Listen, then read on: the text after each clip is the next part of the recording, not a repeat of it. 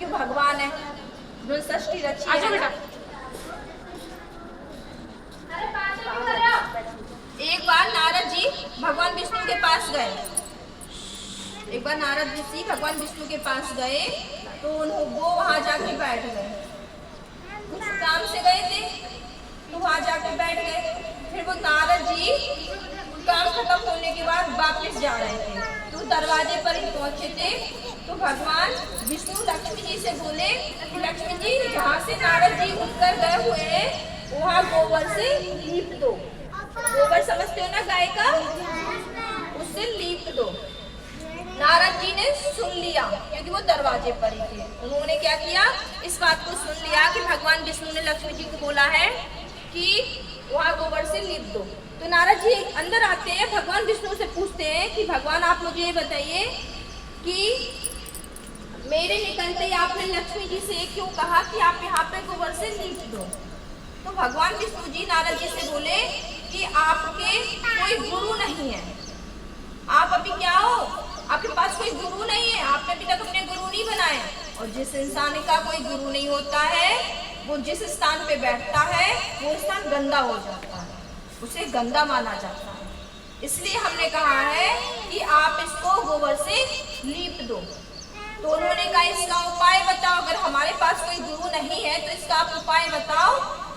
तो उन्होंने कहा आप धरती पे जाओ, आपको जो भी पहला इंसान मिले, धरती पे जाते समय आपको जो भी पहला इंसान मिले वो आपका गुरु बना लो। उसको जो भी पहला इंसान मिले उसको आप क्या करो, गुरु बना लो।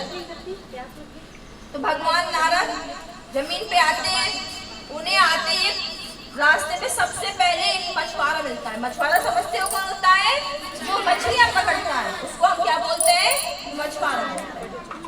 ठीक है, तो भगवान विष्णु नारद जी को कौन मिली, मछुआरा मिला। वो भगवान विष्णु के पास फिर से जाते हैं, कहते हैं भगवान विष्णु से बोलते हैं कि हमें एक मछुआरा मिला, उसको तो कुछ नहीं आता, कुछ भी नहीं आता है, उसको मैं अपना गुरु कैसे बना सकता हूँ। तो भगवान विष्णु कहते हैं हमने आपसे जैसा कहा है, हमने आपसे जैसा कहा है आप वैसे ही करो, आप उनको जाके गुरु बनो। तो नारद जी आते हैं, नारद जी नीचे आके अपने धरती पे मछुआरे से कहते हैं आप हमारे गुरु बन जाओ। उन्होंने बहुत रिक्वेस्ट की, बहुत मिन्नतें, बहुत विनती की कि आप हमारे गुरु बन जाओ। तो मछुआरों ने क्या किया, मछुआरे ने कहा ठीक है मैं आपका गुरु बन जाता हूँ। ठीक है, इसके बाद नारद जी भगवान विष्णु के पास फिर से जाते हैं और भगवान विष्णु से कहते हैं कि भगवान उसको तो कुछ नहीं आता, उसे ना अच्छा पता ना बुरा पता, उसको तो कुछ नहीं आता और आपने उनको कह दिया कि गुरु जाके बना लो, उनको कुछ भी नहीं आता है। तो भगवान विष्णु को बहुत गुस्सा आई, बहुत गुस्सा आई और उन्होंने क्या कह दिया, श्राप दे दिया।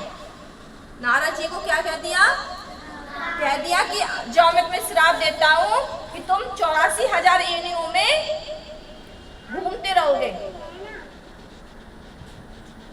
तो फिर भगवान विष्णु से नारद जी कहते हैं कि इस श्राप से मुक्ति पाने का कोई उपाय बताओ। आपने मुझे श्राप तो दे दिया है लेकिन इससे निकलने का मुझे कोई उपाय बताओ। तो भगवान विष्णु कहते हैं आप अपने गुरु के पास जाओ। किसके पास जाओ, अपने गुरु के पास जाओ।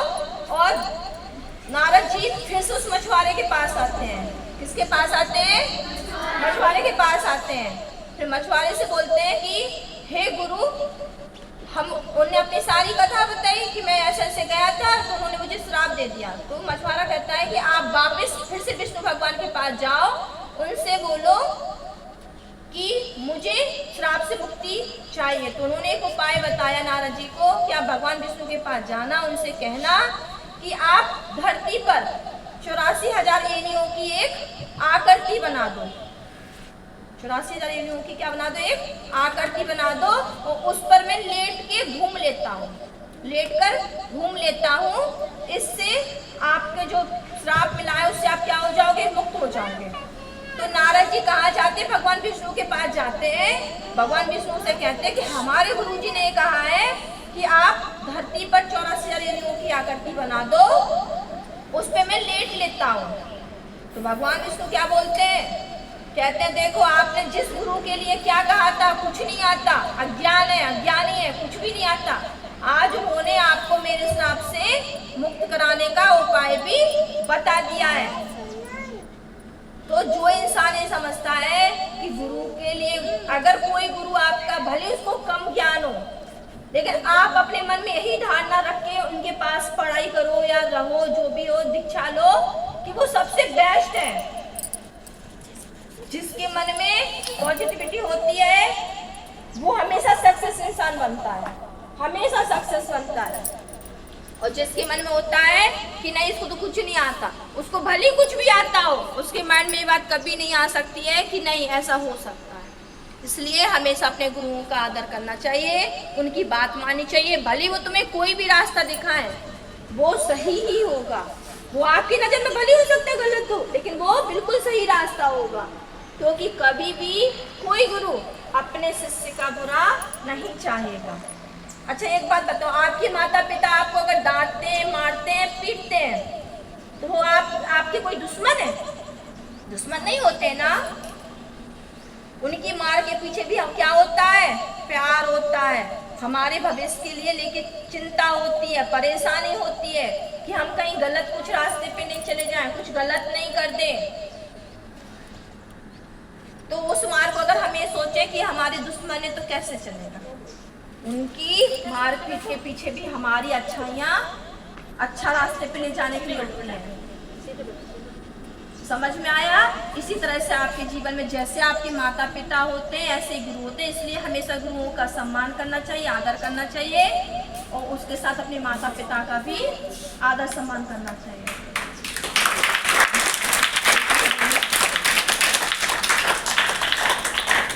तो आज आपने इस कहानी के माध्यम से क्या क्या सीखा? पहले मैंने आपको एक पेंसिल रबड़ की कहानी बताई, इसके बाद मैंने आपको भगवान नारद और विष्णु भगवान की कहानी बताई। इससे आपको क्या सीख मिलती है कि हमें हमेशा गुरुओं का क्या करना चाहिए? सम्मान करना चाहिए, आदर करना चाहिए, उनकी बातों को सुनना चाहिए, उस पर फिर चलना भी चाहिए। अपने जीवन में उनकी बातों को उतारो, उनके दिए हुए रास्तों पे चलो। जो इंसान अपने गुरुओं के और माता पिता के रास्ते पे चल गया, वो इस दुनिया में ऐसा कोई भी इंसान नहीं है जो सक्सेस ना हो सके। और जो इधर उधर की बातों में पड़ गया, वो इंसान कभी सक्सेस नहीं हो सकता है। और जो अपने गुरुओं के रास्ते पे चल गया, वो इंसान सक्सेस होके ही रहेगा। ठीक है, धन्यवाद।